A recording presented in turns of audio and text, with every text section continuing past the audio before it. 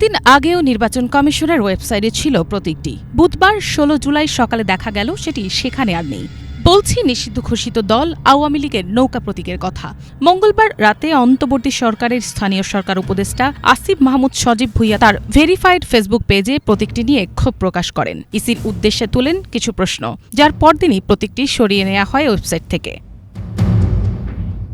সচিবালয় system manager Mohammad Rafiqul হক গণমাধ্যমকে জানান, ঊর্ধ্বতন কর্তৃপক্ষের নির্দেশেই প্রতীকটি সরিয়ে ফেলা হয়েছে। গত বছরের ৫ আগস্ট ছাত্র জনতার গণ অভ্যুত্থানে পতন ঘটে দীর্ঘ সময়ের ক্ষমতাসীন আওয়ামী লীগ সরকারের। এরপর চলতি বছরের ১২ মে অন্তর্বর্তীকালীন সরকার দলটির সকল কার্যক্রম নিষিদ্ধ ঘোষণা করে। একই সঙ্গে নির্বাচন কমিশনও স্থগিত করে দেয় দলটির রাজনৈতিক নিবন্ধন।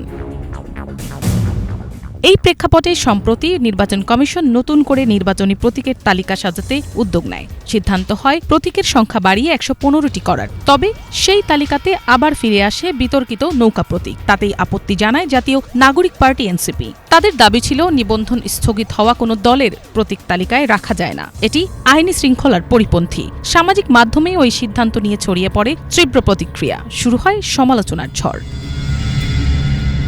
উপদেষ্টা আসিফ মাহমুদ ফেসবুকে ক্ষোভ প্রকাশ করে লেখেন, অভিশপ্ত নৌকা মার্কাটাকে কোন বিবেচনায় আবার শিডিউলভুক্ত করতে আইন মন্ত্রণালয়ে পাঠালেন। তিনি আরও লেখেন, সাংবিধানিক প্রতিষ্ঠান হিসেবে এই গণ অভ্যুত্থানকে আপনারা জাস্ট বৃদ্ধাঙ্গুলি দেখালেন। কাদের এজেন্ডা বাস্তবায়ন করতে এই মার্কা রেখেছেন? পরাজিতদের স্বপ্নের রিফাইন্ড আওয়ামী লীগকে তাদের মার্কা ফিরিয়ে দিতে চান বলেও প্রশ্ন তোলেন আসিফ মাহমুদ সজীব ভুইয়া। দল নিষিদ্ধের পর নিবন্ধন স্থগিত। এবার কি তবে পতিত আওয়ামী লীগের সাথে তাদের নৌকা প্রতীকটিও অদৃশ্য হয়ে যাবে দৃশ্যপট থেকে?